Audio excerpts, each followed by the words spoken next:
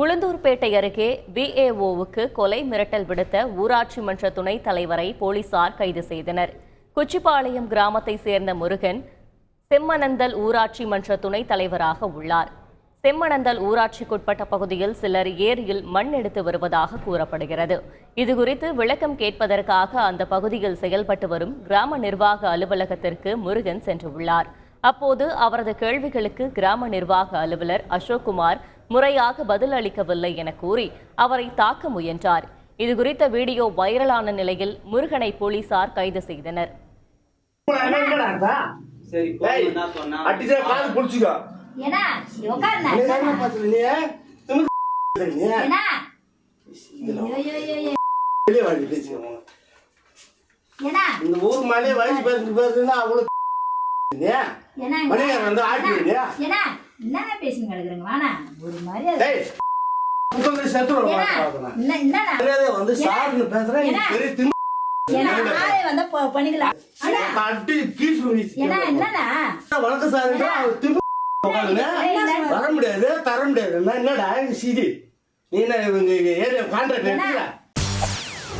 செய்திகளை உடனுக்குடன் தெரிந்து கொள்ள உடனே சப்ஸ்கிரைப் பண்ணுங்க.